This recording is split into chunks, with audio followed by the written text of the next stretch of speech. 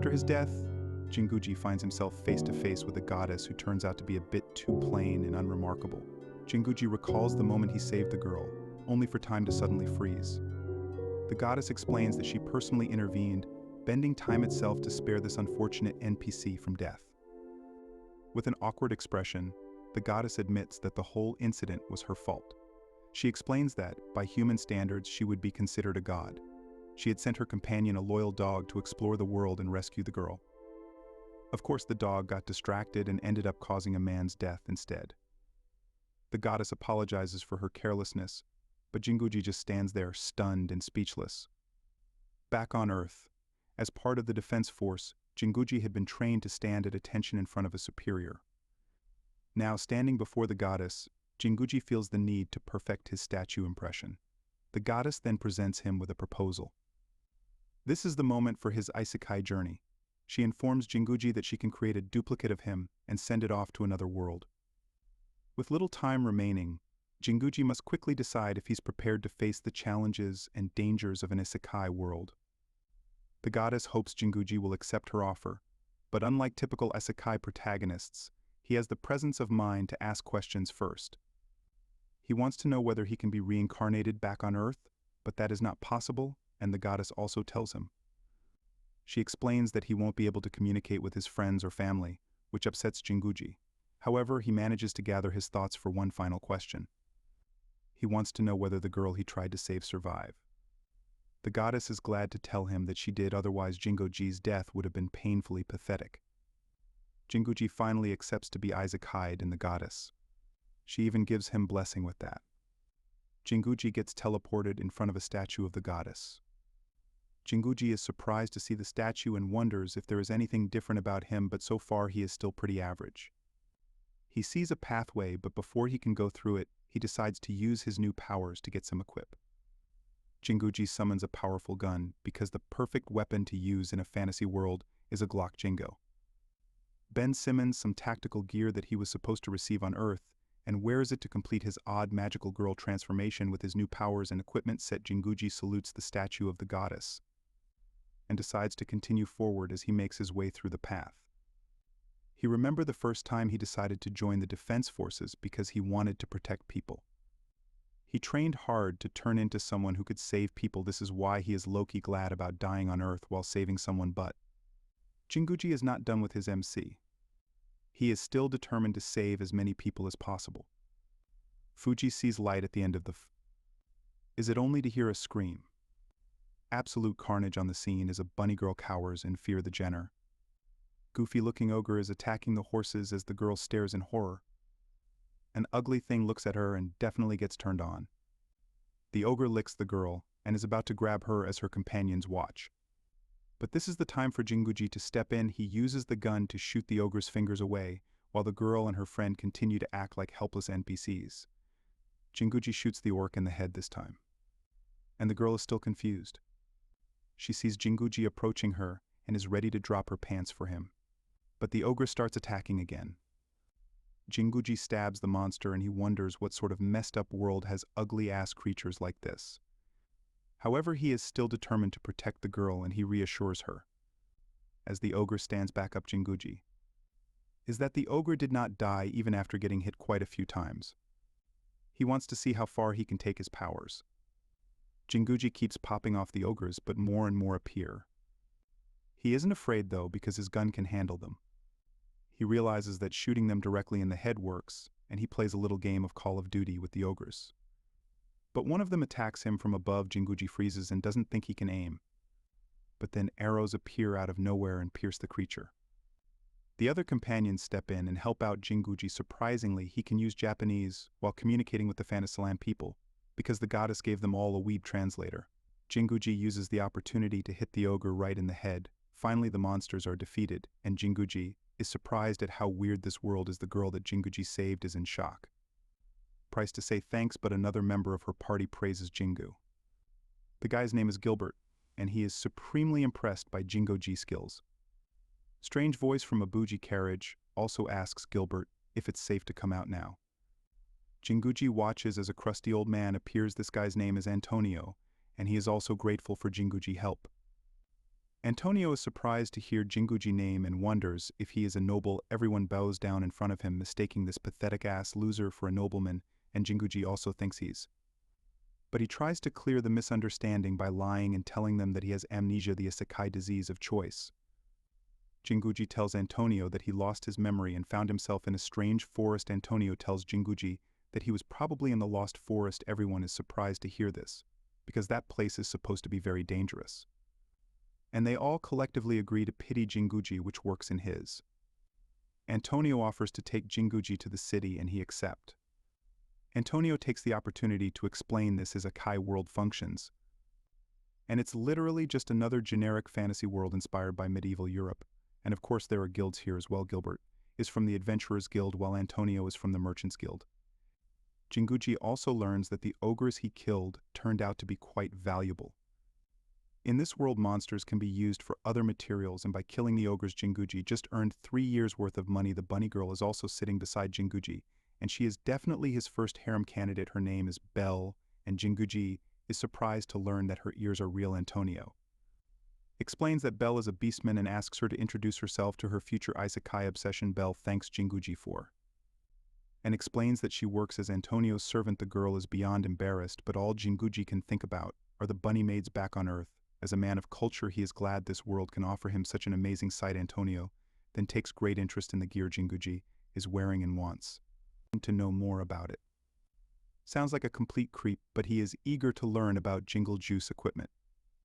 Angry does not know how to explain military-grade tools, so he dumbs it down and pretends to remember that the material is called camouflage. Antonio listens to him and Telly, and he asks Jinguji about his helmet as well, but the thing Antonio is interested in is Jinguji gun, which he mistakes for a magic wand. Antonio wants to hold it, and before giving the gun to him, Jinguji makes sure the full won't accidentally fire in the small carriage. Jinguji hands it over, and Antonio is surprised at how heavy the gun is. He still calls it a wand and wants to acquire one as well. Jinguji just stares as the madman in front of him keeps admiring his gun, but Antonio does not have any bad intention. He just likes unusual stuff, and Jinguji actually thinks he is a nice guy. Antonio continues yapping throughout the night, and then the group stops to get some rest. They set up a fancy-looking camp, and Antonio orders Belle to prepare food. Jinguji watches. Antonio takes out all manner of shit from his magical inventory baggie, has one as well given to him by the goddess. The food is finally ready, and Jinguji is just happy that a bunny maid is serving him and blushing next to him. The dude is truly living his best fantasy. He actually likes the food prepared and offers some of his rations as well. Jinguji inventory bag replenishes every day as well, so soon he will get back the food and the bullets he used. Everyone is surprised when Jinguji pulls out canned food. He shows them how to properly prepare canned food and finally presents his version of a 5-star meal. Gilbert, Antonio, and Belle are stunned, because even for them, this is pheasant-level food. They carefully inspect the meal and then slowly take a bite. For their medieval world taste buds, even a rotten burger from Earth would taste good, and they love cheese meal. Everyone ends up enjoying the food underneath the stars. And Jinguji is glad that for his first day in this world, he did not do too bad. Jinguji and the others finally make it to the big city of Savannah. The city is impressive, but Jinguji's real problem is the checkpoint where everyone's cargo and ID or check. Jinguji wonders if he will be allowed to enter without an ID. A beautiful knight who actually dresses like a proper inspect Gilbert's ID and is shocked to see 3 dead ogres. With Gilbert praises kill count, which also impresses Amanda.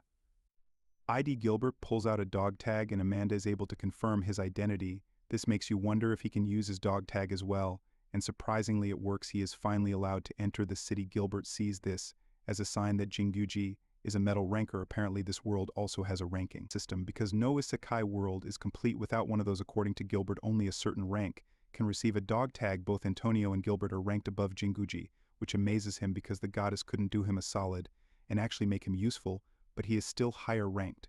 From his position on Earth, Gilbert says his goodbyes and Jinguji follows Antonio to the guild hall, where he is welcomed by 2 women who are total waifu material. The girls tell Jinguji not to use his weapon within the hall, but all he can think about is his raging boner. Spell prepares tea as Jinguji follows Antonio to an impressive-looking office. There is a knock on the door, and an elf lady appears to add on to the Isekai's waifu quota. Dengu is surprised to see an elf, and she coldly enters the room. Antonio tells Eldra the elf that Jinguji saved him from 3 ogres. Eldora only stares at Jinguji. She doesn't seem too impressed by him. Eldra stares at Jinguji like he's an anomaly. She's definitely insulting him with her eyes alone. The Jinguji can't help getting turned on by her gaze. Eldra continues her inspection, but Belle interrupts them and brings in tea. Elder is glad to see Belle safe and sound. While Jinguji wonders why his meter is at max, all of a sudden Eldra asks Belle to confirm whether Jinguji truly saved her once. Confirmation. Eldra changes her tune and formally introduces herself to Jinguji. Apparently she is the vice president of the Merchants Guild. Jinguji and Eldra awkwardly shake hands while Antonio continues to yap on his main purpose for gathering Jinguji here was to help him find his history through the identification board. After a quick look, Antonio discover set Jinguji is from the country of Azuma. It's the fantasy version of Japan, and Eldra seems to know a lot about it. Jinguji reminds her of Kojiro, a great warrior from Azuma. 80 years ago, there was an attack by the Demon King and his forces. Yuro helped out in that war and then left to establish Azuma. Eldra believes that Jinguji looks similar to Kojiro, which is just a low-key racist thing to say. Jinguji finds the information intriguing, but it's still not much. However, Eldra thinks there might be a connection with Azuma. She offers to use her elven connection to find out more. After their little conversation, Antonio takes Jinguji to a high-class restaurant where he is surprised that Antonio receives VIP treatment. They sit down for lunch, and Antonio offers to share a drink with Jinguji. They pull out the best shit for him, and he eagerly accepts. Just as they are about to toast, they are interrupted. Jinguji is speechless to see a hairy yet bald dwarf appears out of nowhere. Jinguji inspects the dwarf closely in his mind. If are elves, then of course there will be dwarves in this world as well. Fuji introduces himself to the dwarf, but the little creature thinks he's a little aristocratic douchebag and slams him away. This makes Jinguji think that dwarves are quite cranky. Antonio has to explain to Tender the dwarf that Jinguji is a lost one and has no memories. Tender calms down and apologizes. All of them are gathered here because Antonio wants to show Tender the canned goods so that they can reproduce it. Jinguji shows 10 are the canned food, and Antonio wonders if they can replicate it. Dark takes a closer look, and he starts to understand the way that it functions. The real problem is getting the air out of the food, which even Jinguji does not know how to do. Kenbar tells Jinguji to just focus on eating for now, and he excitedly agrees. Jinguji gets to eat steak for the first time in this world, and he can't believe it, but this seems to be what Tender and Antonio seem to be hinting at. If they can this food, they can make a quick buck out of it after their meal. Tendar decides to leave for now, and he pulls out a watch, which surprises Jinguji. Elder notices this and believes that Jinguji could very well be related to Kojiro, since he was the one who introduced a watch in this world which allowed the elves and dwarves to work better together. Kojiro also introduced standardized units for weight and length. He was the real reason why they won the war against the Demon King. The man was the Thomas Edison and Elon Musk of this world. Later on, Tinder meets up with Antonio and Jinguji at the Merchant Guild Hall to try out more canned food. This time Jinguji prepares a different sort of canned food for that. It is basically curry, which Jinguji serves with rice. Antonio is excited to try it, but Eldra thinks it looks like brown shit. Both Tender and Antonio try the curry and thoroughly enjoy it. Butchie notices that Eldra hesitates to even take a bite. He watches as she slowly takes a bite and surprisingly likes it. He watches it, she slowly takes a bite and surprisingly likes it. Eldra seems to be satisfied, and Jinguji seems to be getting satisfied in a more horny way. Tender and Antonio continue their discussion as Jinguji watches on. During their meeting, Belle joins in and informs Antonio about some issue at the guild. He decides to end the meeting there and asks Jinguji if he would like to join as well. The group arrives at the Adventurers Guild, where Gilbert greets them. Pender is with them as well, and there seems to be a crowd gathered. Apparently, an insecure adventurer known as Goliath is having trouble believing that Jinguji defeated 3OG. He is arguing with the guildmaster Albert, and when he notices Jinguji, he starts arguing with him as well. Antonio and the others testify in favor of Jinguji, but the pathetic little man is not convinced. He just cannot fathom that even a C-rank adventurer like him could never defeat an ogre, and someone below him managed to kill 3, and Gucci is only surprised that he managed to piss off someone above his rank. Tender steps in and proposes to Goliath to give Jinguji a test. An arena is set and Goliath enters. He sets up his sword and shield and tells her to fire at it using his magic, and unleashes an attack, but the shield remains untouched. Goliath then explains to Jinguji that the shield is made from magic mumbo jumbo and cannot be damaged. Turnar tells Jinguji that he can back out, but as a gun enthusiast, Jinguji is determined to hit the target like he was trained to do. Pulls out his gun and is determined to accept the challenge. He going to lost his pride, his shield, and his money to buy the new one. Tender covers his ears because the old dwarf knows what's about to happen. Jinguji is focused on his target and fires at it. Goliath ent. Face falls off when he sees the state in which his shield is left standing. In fact, everyone in the arena is in complete shock when they see that Goliath's once powerful shield can now be used to separate rice from water. Goliath speechless because the loser got totaled by a gun and thought his wooden shield would be enough. Jinguji has no ammo left, but he doesn't care because everyone cheers for him. Jinguji has no ammo left, but he doesn't care because everyone cheers for him. Gucci is definitely the certified badass of the city, and all Goliath can do is cry over his stupid shield. Tenkar tells the pathetic loser that his shield can be fixed, but he is more impressed by Jinguji. He knows that Jinguji used a machine gun. It's already aware of Kojiro past equipment and made the connection. Tender promises to stay quiet, but he wants Jinguji to tell him his entire story. Albert also praises Jinguji, and everyone is gathered around him. Belle notices that Anne, a girl from a neighboring village, is rushing towards her Isekai'd crush, and calls for the guildmaster and tells him that a wyvern is attacking her village. This piques Jinguji's attention, and the guildmaster extracts more information and believes that Jinguji's powers could stop the wyvern, and she begs him to save them. Everyone seems to have gotten into a frenzy, and Albert mobilizes a team. Tender explains to Jinguji that a wyvern is a small dragon. Despite being small, it is very fast and likes to eat people. Albert is all over the shit and ordering people around. Even Goliath wants to participate and asks if you can use the guild's weapons. Jinguji apologizes to Goliath for destroying his shield, but the man lets it go. He only wants Jinguji to help the people of the village under Albert's command. An entire team moves from the city towards the village, and Jinguji is impressed. However, they need to decide how to get there. The sun is setting, and the roads are filled with demons. They can't move at night. Albert suggests that they need to move out early in the morning, but and does not like that. Our village was attacked by a wyvern before as well, and her brother and friends died. She does not want to relive that. This makes Jinji go into full action mode, and he offers to go ahead to the village first. Everyone is confused how Jinguji plans on crossing the road without getting caught by Dem, and both Gilbert and Antonio are excited to see what he comes up with. That's when they see an approaching, and she seems to be wearing a helmet, which they find odd. Explains that she will be accompanying Jinguji to show him the way on his iron horse. And Jinguji pulls up with his military-grade motorbike, a surefire way to give a heart attack to any fantasy medieval person. The pull at the village are surprised to see a fast-moving light approaching. But this is just Jinguji coming in on a bike like a complete badass. Jinguji meets the village chief, who informs him that 6 people have already died because of the wyvern, and people are scared to go outside. Hearing this makes him nervous as well. But Jinguji assures her that everything will be all right. Jinguji hears more about the wyvern from the chief, and then stations himself and Anne on top of a tower to look out for the monster. Anne is trying to act brave, but she's nervous. Jinguji notices and offers to take turns while keeping a watch. He tells Anne to, and gives her a katsudon, his favorite dish. Apparently his inventory bag lets him acquire things from his past as well. Anne's surprised to see such a dish and finds it absolutely delicious.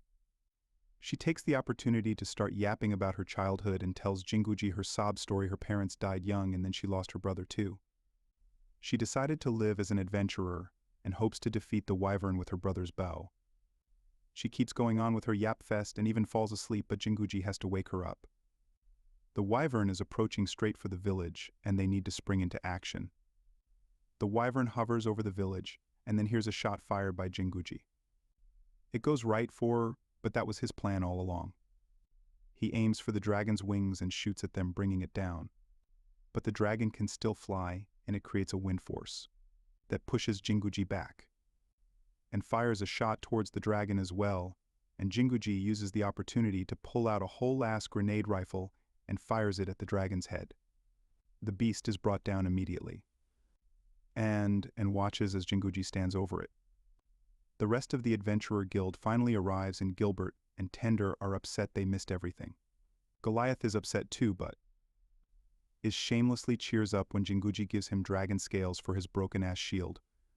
Also praises an offer to get her a better rank in the guild, to which Jinguji agrees.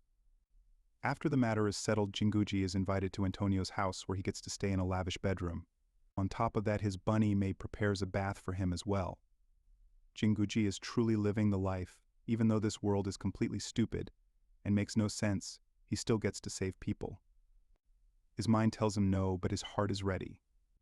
Later on, Jinguji lies in bed, thinking about the day he's just had, and how insane everything is. As he falls asleep, he dreams of another woman called Hitomi. A couple of days have passed since the wyvern attack, and Jinguji still lives with Antonio. He is surprised to learn that even that crusty old man has 2 wives. Belle runs into Jinguji, and of course things have to be awkward between the two. Today they will be going to the production guild to see the progress on the canned food. When they arrive, Tender shows Jinguji his handiwork. And the dwarf actually managed to replicate the can. Even figured out how to vacuum seal it, and now all that's left is to put the food in. But Tendor wants payment as well, and his idea of payment is to ride Jinguji. The dwarf manages to crash it and is surprised by how difficult it is to drive the thing. Jinguji takes the bike back along with Belle. And they run into Anne, who is excited to show them something. Anne received a new ID made of wyvern scales and leather, which means her rank was increased. Jinguji is amazed, and Anne boasts how Tender made it for her. Dwarf pretends to be strict and demands a payment, which makes Anne nervous but in. Melody, he has no intention of taking money from her. Belle suggests that they should show the ID to the director, and Bougie follows them as well. Apparently Belle and Anne went to the same orphanage, and the director is just an old woman who runs the place. She bows before Jinguji because he is now the Isekai overlord of this place. The director Margaret has noticed that Jinguji received the blessing of the goddess, and that the last time this happened was with Kojiro. Jinguji sees a painting of Kojiro with a whole ass tank while fighting demons. Painting confirms to Jinguji that Kojiro probably received the same inventory blessing as him as they leave. Gucci is in deep thought about his connection to Kojiro, while Bill and Anne are now scared of him because they consider him an apostolin. Gucci offers to get the girls something to eat as a celebration and takes them to a place run by her friend Marduk, who is stunned to see Jinguji. He calls Jinguji Explosive Joe because of his powerful fake magic and offers to cook up something delicious for him. Murdoch creates a Japanese dish which surprises Jinguji, and he wonders if this is another dish that Kojiro introduced in this world. And gets excited, and they begin to eat, but a fight erupts nearby and catches. She's attention a boy is being beaten by an older-looking dude who appears to be a sergeant of some sort. He seems to be threatening an innocent boy, which makes you angry. The big man is about to strike down the kid, but Fuji decides to step in. He channels his and pulls out his gun. He tells the man to drop his sword like he's a cop from GTA. A man just stares at him. A bullet is fired close to his foot, and seeing the strange magic makes his companions. Jinguji is not joking around and tells the man to drop his sword once more. But the guy just leaves, and Jinguji focuses on the boy in front of him. The boy tells him that something smells good, and the next thing, he's just barfing down food. Dingoji tells the boy he can eat all he wants, and the boy explains he hasn't eaten in 2 days since arriving in the city. After stuffing his face, the boy introduces himself as Locke, and he promises to repay Jinguji kindness. Locke leaves, and Jinguji asks, and if the sergeant from before was also from out of the city, and explains that the other guy was probably a. Apparently the mercenary guild is quite popular in a place called Tars. Dingoji wonders what is up with Locke and the mercenary. But he is interrupted by Murdoch, who wants to cook more food for Jinguji. He prepares more Japanese food for him and is impressed by his bullets and feeds him even more.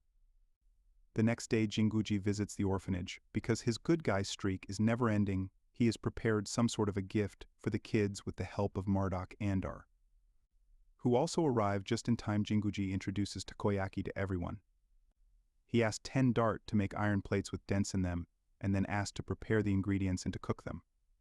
Elder takes a bite, and his amazing animal-like octopus can be eaten like this. Margaret, thank you for such a gift. Even Antonio is involved, and he wants to make takoyaki into a business for the orphanage and the kid. This way they will have something to do, which makes Margaret even more grateful. Jinguji is really enjoying himself, and Belle finds him. She needs to have her innocent anime girl moment, and Shilly thanks Jinguji for taking care of the orphanage and thinking of others.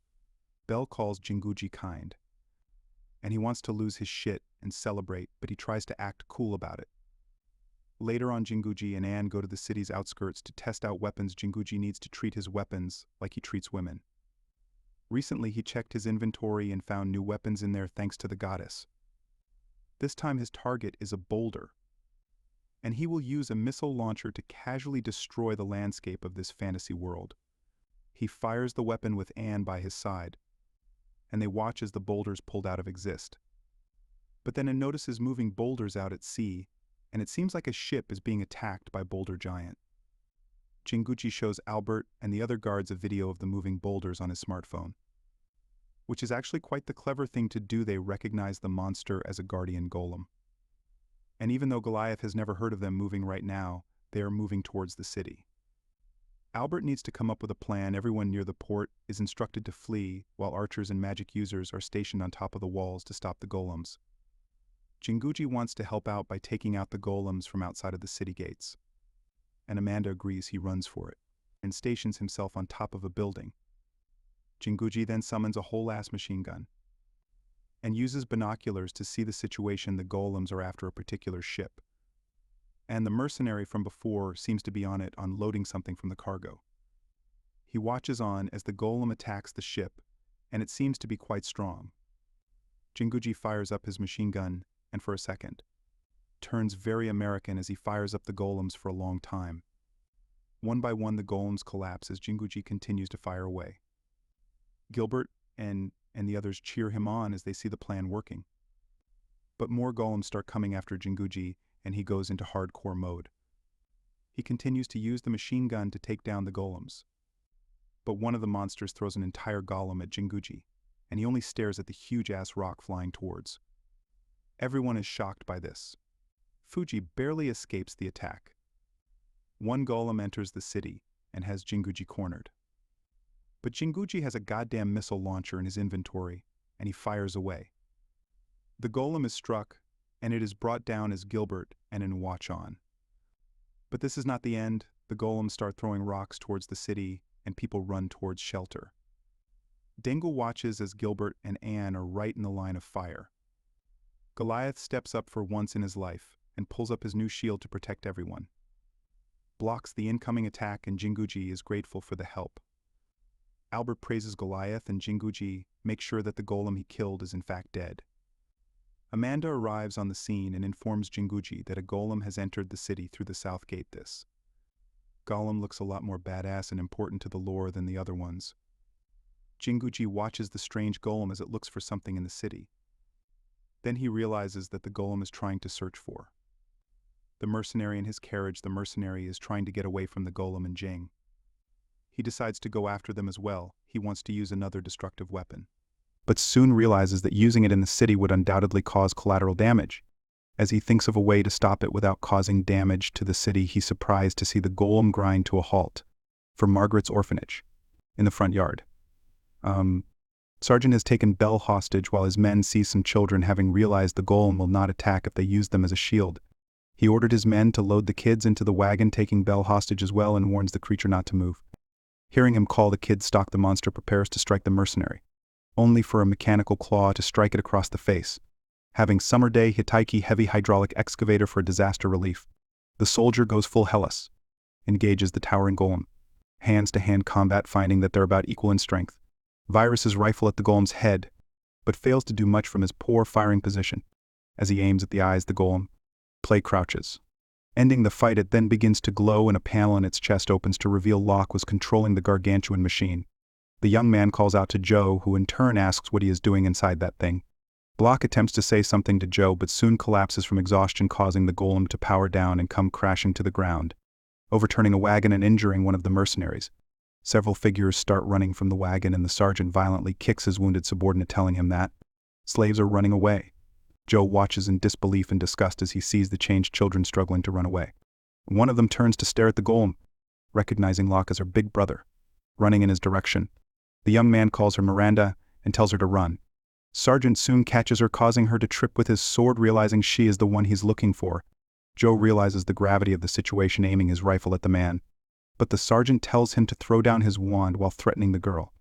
The soldier complies, tossing the rifle over to him, and the sergeant realizes Locke cannot move even if he wanted to. The blue-haired man desperately tells him to get away from his sister, but the mercenary grits his teeth. Serious attempt for interfering with his business all this time. He raises his sword to strike down Locke's system before his eyes before he can land the strike one of the slaves and snares the sword's hilt with her chains, pulling the blade back and telling Miranda to run away. The sergeant then grabs her by the hair trying to strike her down in turn. But the sword snaps after coming into contact with a defensive barrier protecting her. Seizing the opportunity, across the side arm and fires, disarming the sergeant and warning him not to move. Did the mercenary curses as Amanda and her guards rushed to restrain him, and his men, the mercenaries that came from the city of Tars, were apparently part of a dark gilding in slave trafficking and will be put on trial by the 70 Guild Council. The guards remove Locke from the golem with great care, and he's finally reunited with his sister. Fortunately, Locke's attack caused no human casualties. Though he will be put on trial, given the circumstances, he would like to help them as much as he can so the charges are reduced. Nonetheless, he was curious as to how the young man got the power to move the golem. Turning to the girl who saved Miranda, Joe tells her not to move and binds her wounded ankle, praising her defensive magic and thanking her for her help. Picking up, you're shocked by how much the girl resembles, he told me. Joe uses his iron crab excavator to remove the pieces of the destroyed southern city gate, speeding up its reconstruction. Upon the soldier's signal, Locke's golem steps forward and places the new door in its place. It's been a week since the attack, and as a result of the trial, Locke was sentenced to supervised probation and was required to remain in 70 to serve the city. His lenient sentence was due to the fact he was trying to save his sister and that he was still 18 years old more. Bishop Margaret says he was blessed by the goddess which enabled him to move the golem. Miranda was surprised that he moved it without realizing it, but he explains he did it in a moment of desperation, smiling though. Suggested he learn to use his power. Standing against the ruins of her church, it was determined that Locke would need some guidance regarding his abilities, and since Joe was chosen to be his instructor, they are working together to rebuild the city. The young man is enthusiastic at being able to help, but it's still quite shy when noticing these several young women swooning over him, the people of Sunny having taken a liking to this hard-working youth. Black-haired girl named Macarena approaches with some children to see the iron crab for themselves, marveling at its size while the kids head inside for it. The girl remains behind and Joe thinks again about how she looks much like he told me. Taquiria and the returns his necklace thanking him for helping her, but the piece of cloth is blown by strong winds. He reaches for her but then clenches his fist and tells himself to get a grip. There is no way she is, he told me, as the girl was killed in a terrorist attack back in his world. He's pulled from his thoughts by Belle, who tells him they're ready for the viewing. Thanking her, he signals Locke and tells him that they're going to check out the property. As Locke's guardian, he decided to be independent and own a house in Savannah, and even though he had just brought up the subject to Antonio, the merchant immediately began looking up some properties that might suit him. Knock at the end and leaves, and seeing Joe staring at her, Spell asks if she would like to join them, the group, then heads off to see the property, finding it to be a large former inn. Locke is in high spirits, eagerly suggesting they park the golem on the front lawn, and Joe looks forward to bathing with a view from the second floor. Belle asks Knockdown what she thinks of the place, but the girl pauses, then asks if they don't hate being with her, since she has a demon blood in her, which was what powered the magic she used earlier. Belle warmly points out that she is also a girl and then states she can't let the boys be the only ones to decide where to live. A professional maid's opinion is all Joe can think of, as well expertly assesses the house to be too big and hard to manage, estimating it would require at least 3 maids to maintain, which would come at a high cost. She tells Knockdown that they must put their 2 opinions as well, to which she hesitantly agrees, proceeding to point out that parking the golem up front would block the sunlight, while in the northern backyard it would bother the neighbors. That settled, Belle takes her hand and they merely head off to the next house. Having gone through the girls' rejections and visited a few properties, they eventually reach the final property on the northern edge of the city. This is a rather modest house compared to the previous properties they saw, but it allows them to conveniently place the golem next to the city wall, so it won't get in anyone's way, and with only 3 rooms, a single major should be able to maintain it. With the boys' basic requirements being met, they decided to stay there. Bardock and Anne arrived to help with the moving, and soon many other people started showing up. Joe asked the adventurer about her huge luggage cart, and she explains that since she has to leave the guild dorm due to age restriction, Antonio had told her to have him take care of her, along with Locke writing a letter of recommendation for that purpose. In exchange for the extra roommates, the merchant would provide them all with a maid, and is very excited to live with Belle again.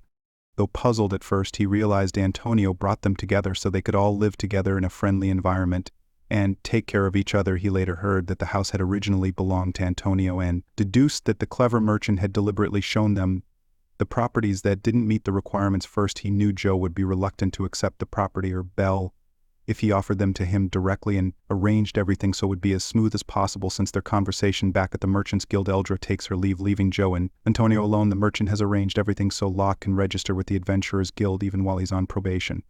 noting that his power is suited for adventurers just as Joe had said in Nak'th'ien's case.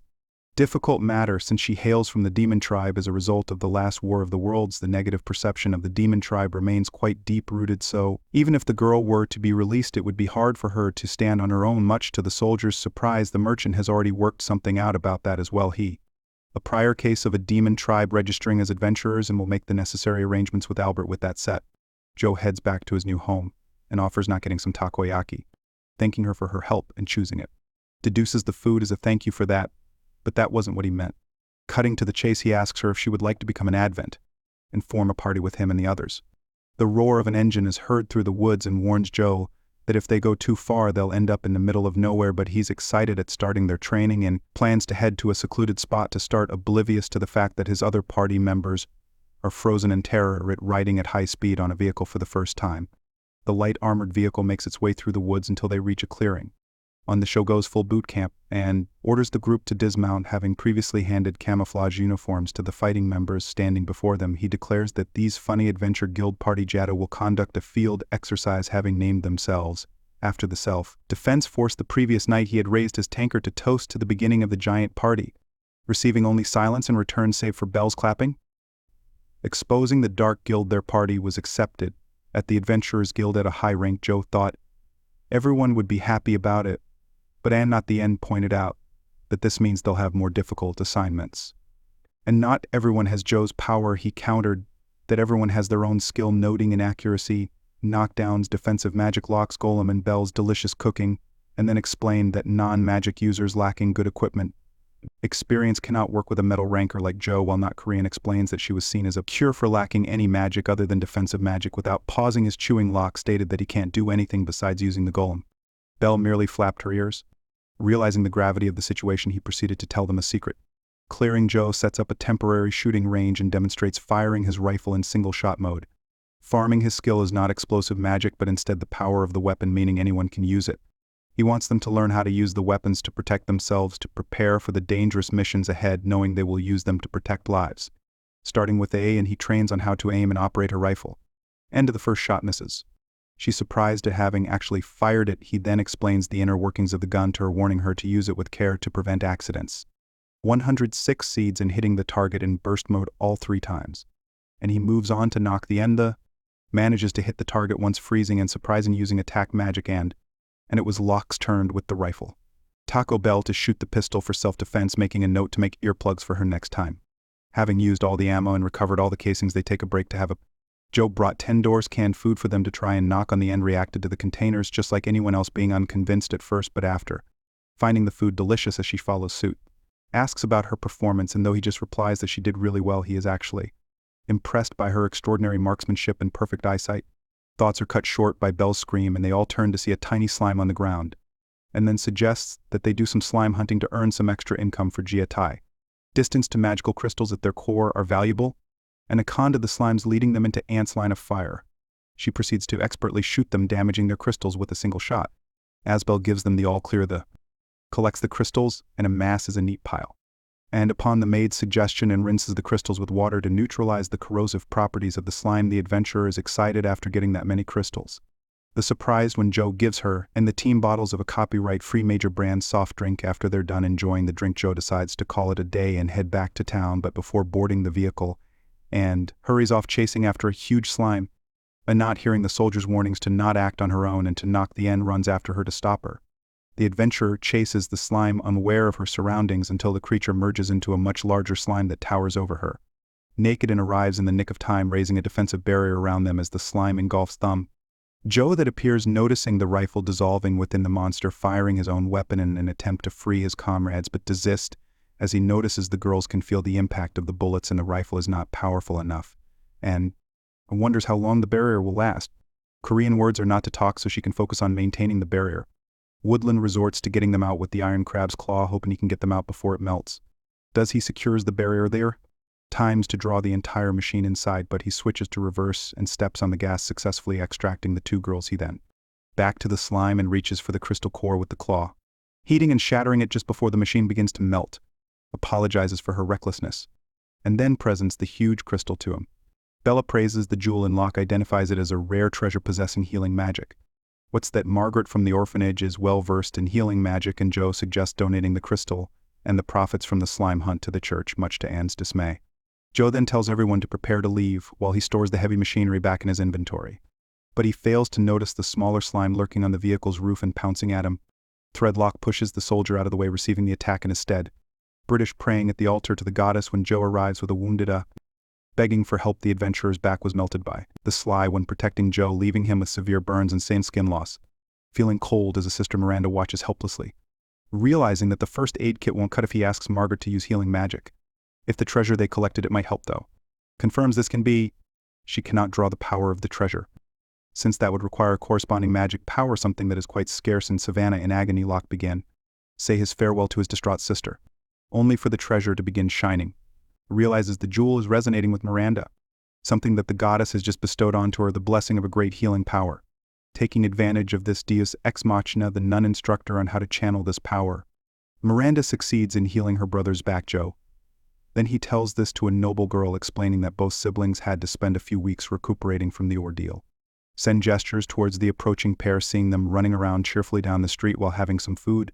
To the girl's relief, she breaks out in tears of relief at this, with bodyguard Saunders handing her a handkerchief, and she thanks him for the story, currently having gone downtown specifically to hear it, and notes that it was a bad idea to invite her, noting the attention her carriage is drawing. The blushing noblewoman counters she's having a good time. He is Elizabeth, daughter of a noble family from the citadel of Tars. Approached them that morning at Antonio's house when her father Lord Bunker arrived for business meeting. Apparently Jetty has become a topic amongst the nobility, and the clueless soldier accepted her offer to talk about it over to you, inviting the rest as well, not even. Noticing her blushing and worriedly tells Belle that Joe seems to be unaware that the girl might actually be there to propose to him. But the Belle only notes that the Joe already thinks of Jay Thai as his family.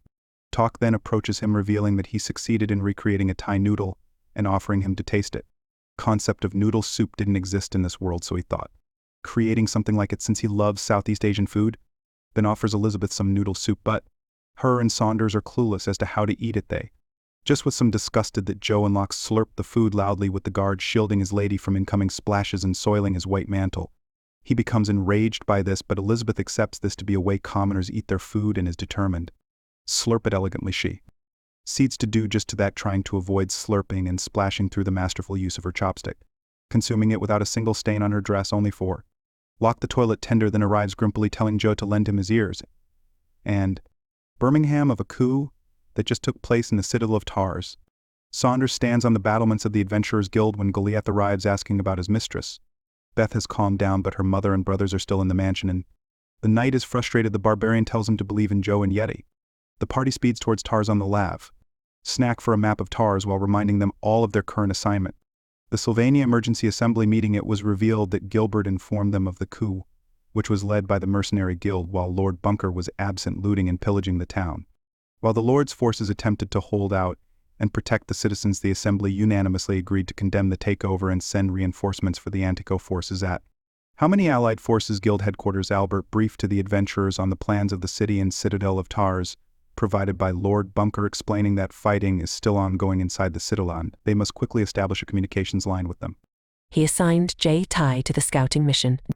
Soldier declared that he has something to investigate the city, also handing them a broadband radio so they could keep in touch before they departed. Antonio revealed to Joe that the carrier pigeon from Tars was actually sent by his daughter Marianne, personally requesting that he saved his daughter.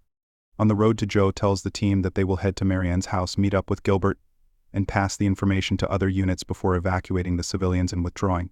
Belle is used to driving on these vehicles while and is still getting used to it, and Miranda is not used to it at all, and it's starting to feel car sickness. The city. Locke yells at his sister to follow Joe's instructions closely, and Korean realizes his concern stems from knowing the way the mercenaries conduct themselves. She offers Miranda the chance to back out, but the girl, adamant ongoing debt, to do her best to help any that might be going through the same hell she went through. Korean coldly accepts this, and Belle eases the tension by opening a box containing crackers, stating that they share the same feeling of wanting to. Someone she suggests having a welcome party with snacks and soft drinks to welcome Miranda to Jay Tai, which she tearfully accepts. All offers a drink to Naked again. She turns it down. She nonetheless accepts the crackers. The group the drives through the night, and while those in the back seat rest Joe knock if she likes it. Explains that it has a bit of a nostalgic taste to it since it resembled a snack her late mother used to make. Soldier empathizes with this, sharing the same feeling when getting a taste of home when eating comfort food. She asks him if she reminds him of someone, having noticed he feels relieved and sad when seeing him gone. He confirms she reminds him of a person that meant a lot to him and is now gone, wishing he could have protected her, and apologizes for looking at her. She then declares that they cannot bring back what they lost and you must do their best to help Marianne, offering some crackers as they continue driving later. At night they arrived at the outskirts of Tars and can only see the guards on the walls, and wonders what Joe will do to find out what's going on inside. Does Joe signals up, they all staring at his drone overhead with adventurer calling it a ferry at mansion. A maid asks Gilbert to help with really arrived, with the swordsman being confident in J-Tai and explosive Joe. Suddenly the soldier's drone appears next to the window and Joe talks to them through a handy radio attached to it. And Gilbert used the radio to explain the current situation of Tars and Marianne's family, and Joe then lay down a plan to be executed at dawn, having copied what was just shared. Not gathers the team and join up to revisit the rescue plan. Original plan with minimal engagement is no longer possible. Marianne's child has a high fever. Bring it necessary to storm the castle wall, head on getting there as fast as possible. Also Miranda can heal the infant and worries about going through the castle wall. Collateral damage the townspeople from the assault, but coldly states that there is no one. The Joe slamming his fist on the vehicle's hood as he reveals that the captives were executed on the cattlemen. Some guards have spent their time gambling their newly acquired loot.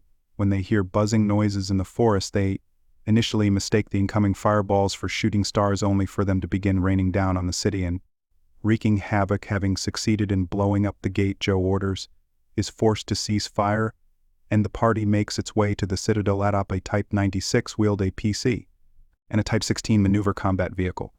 They speed down the main street, making a beeline towards Marianne's house. The vehicle is being impervious to the fire magic and arrows fired by the mercenaries, wanting them to lose their will to fight before the rescue. He orders Bell to load the grenades and swing the main gun to the rear. Just Image is preparing to drop a tower on the vehicle and the gun and blast him out of existence. Joe steps on it to charge through the crumbling tower, determined to save everyone.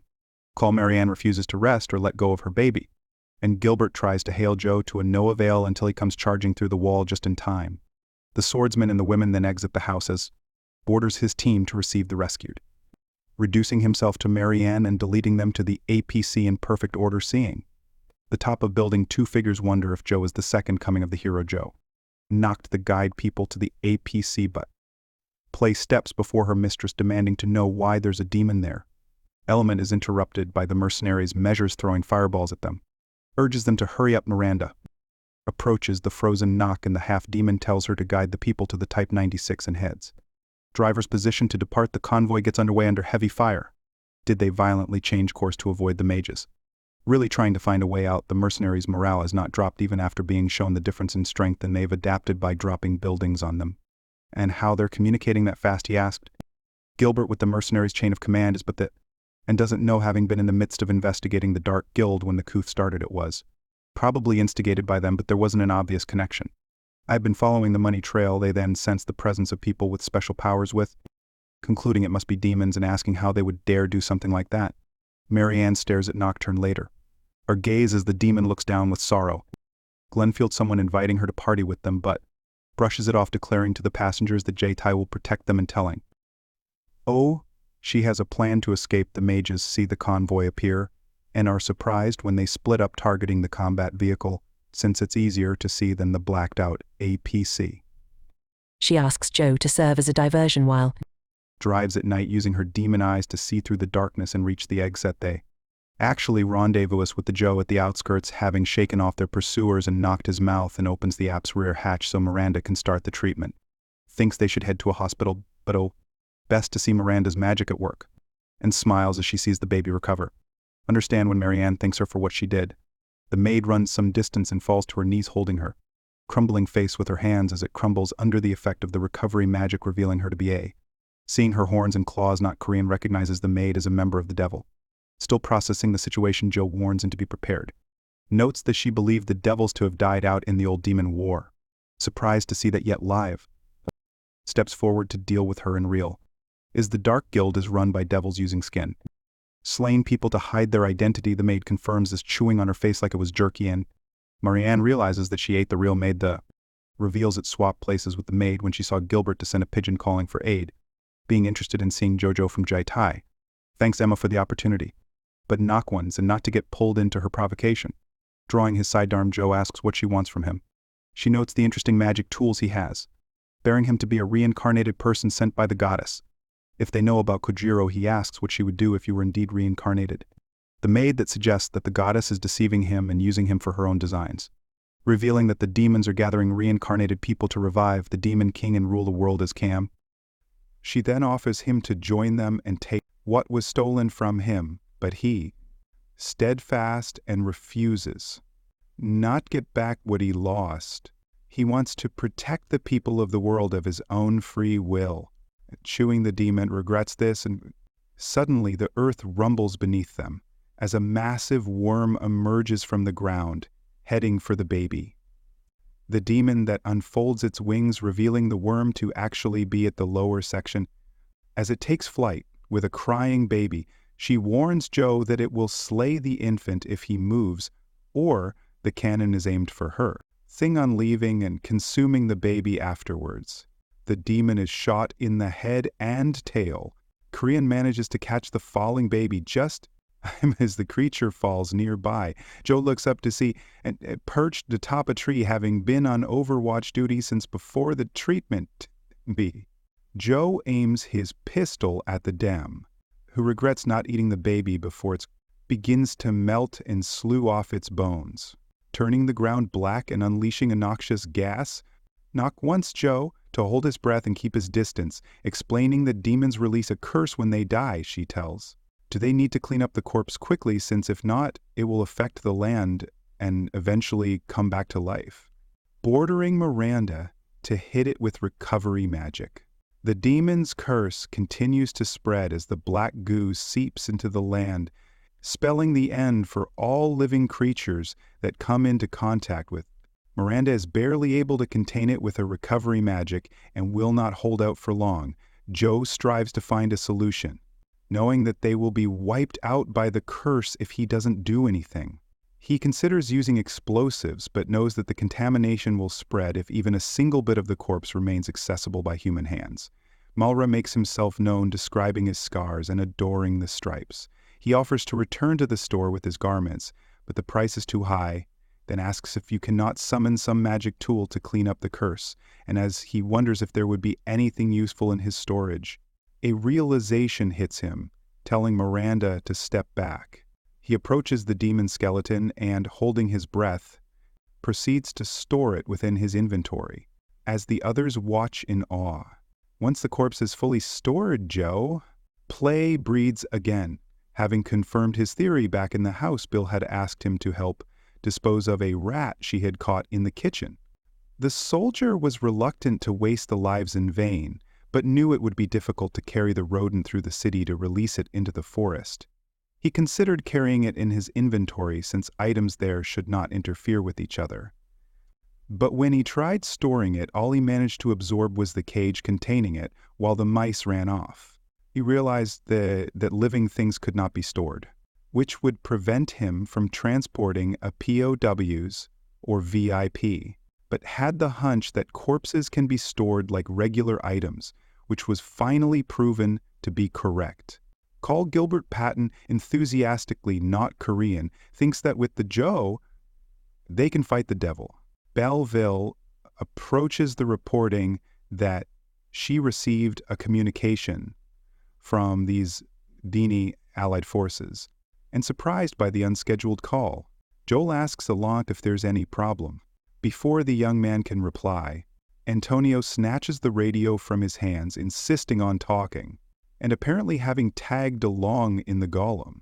Having heard they left Tar, the merchant is relieved when his daughter Marianne tells him that everyone, including her child, are safe, and he hears the child crying over the radio. Block then reports that they've joined up with the troops that arrived later after completing their scouting mission. Soon enough, Locke's golem comes into view of the returning JTI party on their Type 16 McVeigh join-up. They can prepare for the night shifts. Joe's mind is elsewhere, however. Unable to get the demon's revelation of the existence of other reincarnated people in this world, being fully aware of the possibility that some of them may have already joined the Demon Lord's army, he wonders why Kojiro also received an invitation from the Demon Lord. but it's snapped out of his thoughts by Anne, who frantically tells him to stop the vehicle. He hits it, narrowly avoiding running over some civilians, and wonders what is happening. Apparently, the Allied forces encountered refugees from Tars before joining up with them, and were providing them with food and medical aid once they disembark. Marion and her husband are immediately recognized by some of the refugees, and the girl tells them about the rescue operation and what happened with the coup. The refugees are horrified to learn that their city has been occupied by the Demon King's army.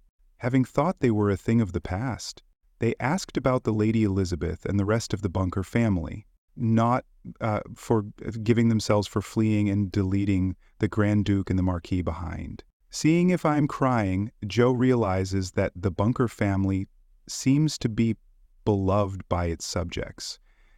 Gilbert reassures them, revealing that Bunker Castle is still held by the Loyalists' forces, and promising that the Allied forces and Jati would rescue the Grande. The crowd becomes agitated at the mention of Jai Tai, wondering if Exploding Joe is with them, and when Marion shyly confirms that they erupt into cheers. Backing of the save the Grand Duke and reclaim the city from the Dark Guild, since they cannot do it themselves. Belle then notices a small girl amidst the crowd, and placing her hand on her shoulder, she reassures everyone that Elizabeth and the Marquis have already taken refuge in Savannah, and the ladies are a good friend of Jai Tai, so we will protect their friends and their families. She turns to Joe for confirmation, and faced with a child, he obviously agrees. Blushing, the girl whispers something in Belle's. What she confirm, before watch, Joe that the girl noted he looked like the hero Kojiro from the fairy tales, adjusting the keynotes that he's not anything like a hero, but I was surely thinking the same thing as he was.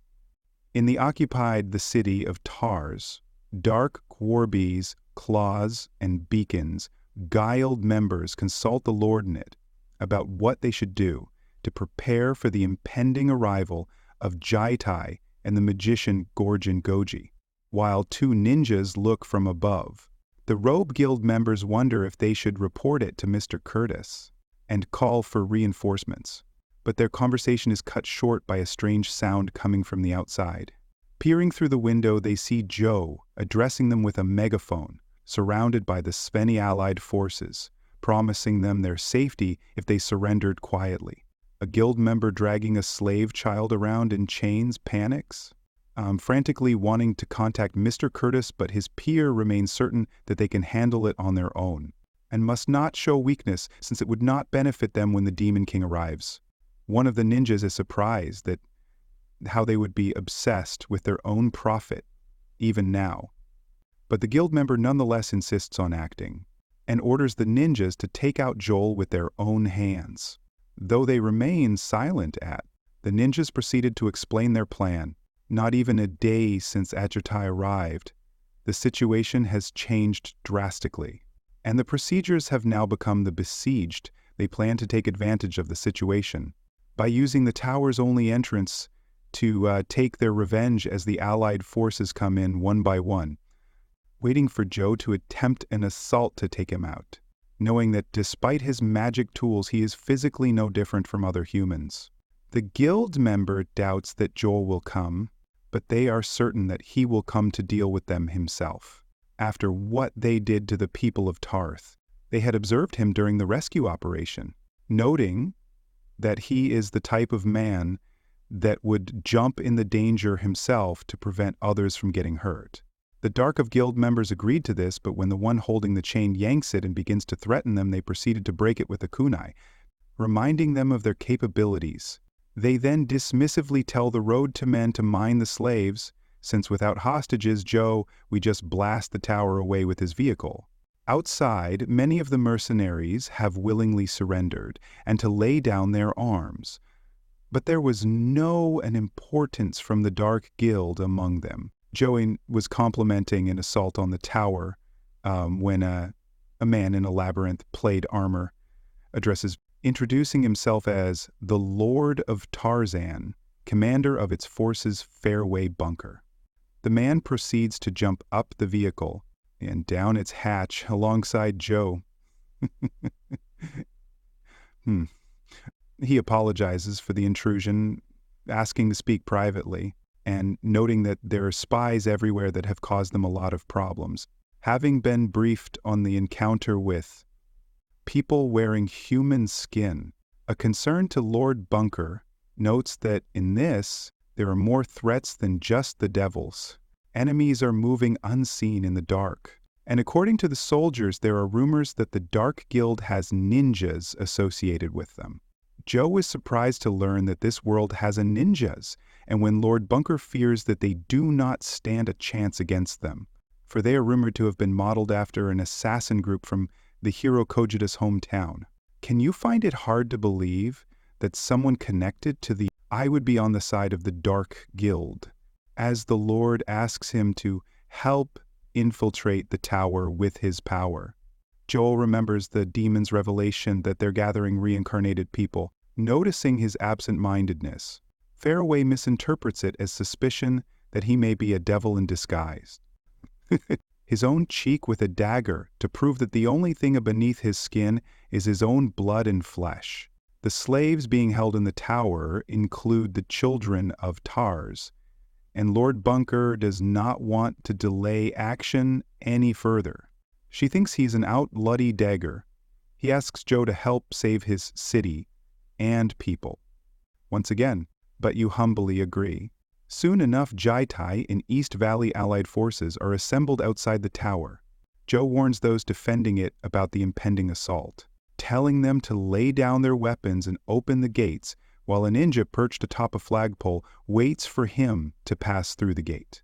And into their trap, some of the mercenaries considered taking Joe's offer, but others refused outright, fearing repercussion for the atrocities they committed, and choose to fire first.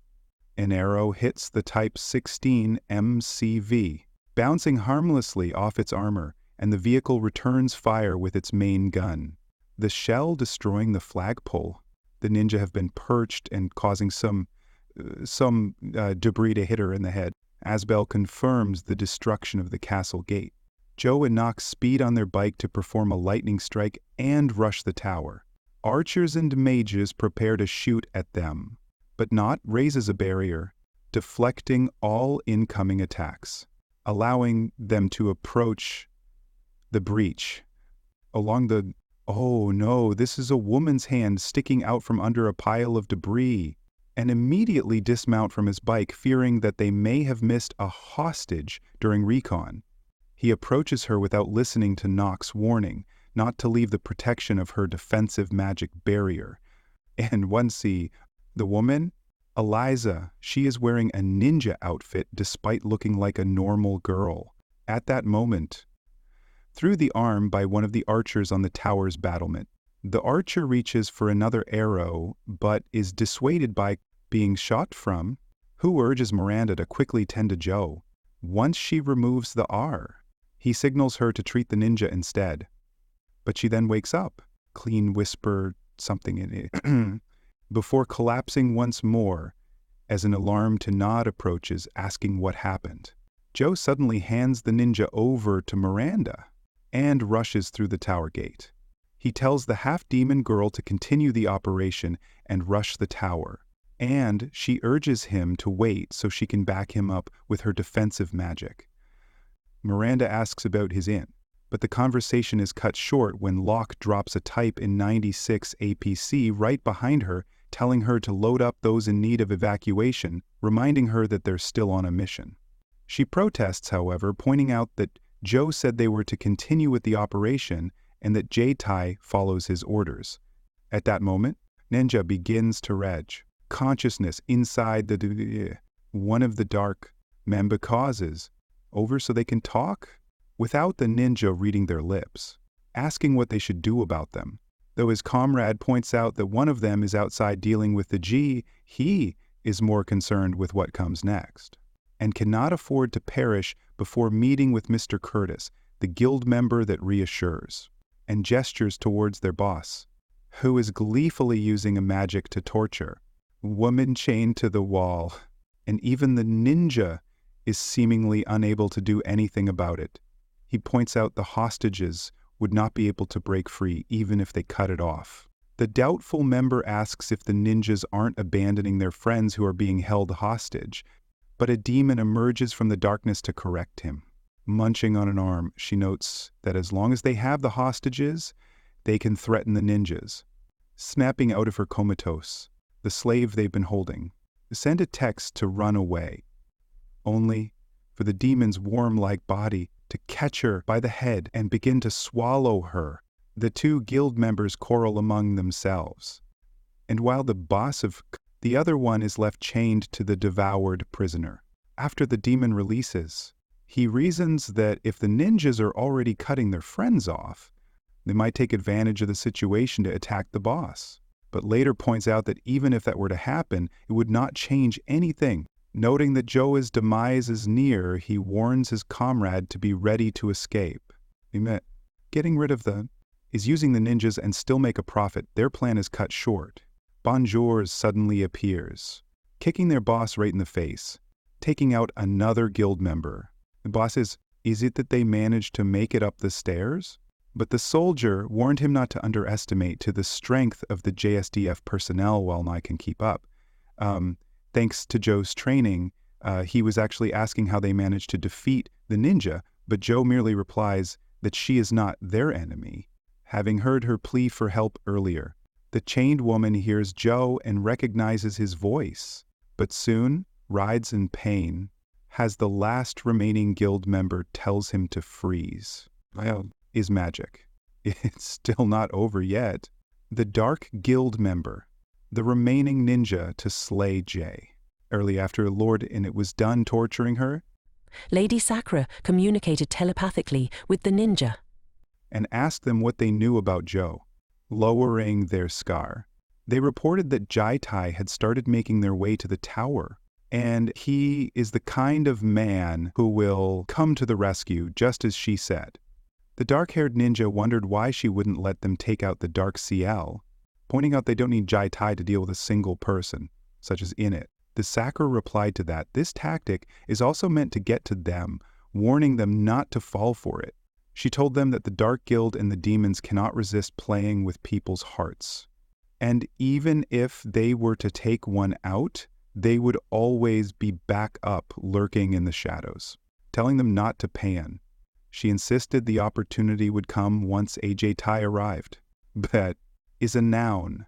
The remaining Dark Guild member tries to make the ninja comply, threatening to end Sakura, release her and surrender, offering to guarantee his safety if he does. The man wants him to not be stupid. But Joe points out there's no other option for him than to surrender. It's a shame how disappointing. Is Joe's reaction when the man falters but then insists on keeping his seal active, having received the code words through Joe's wireless earphones? Someone outside confirms the beginning of a military operation. The entire tower trembles is Locke's goal.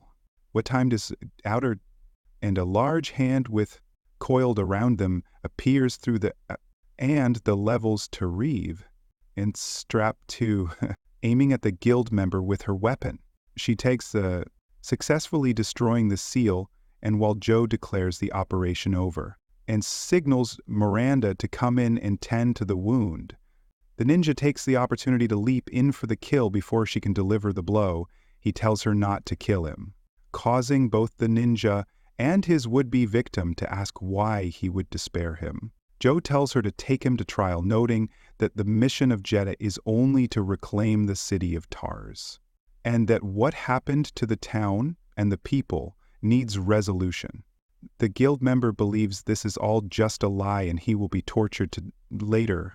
So Joe asks him if that is the reason he does not trust others, and if all his friends think that way.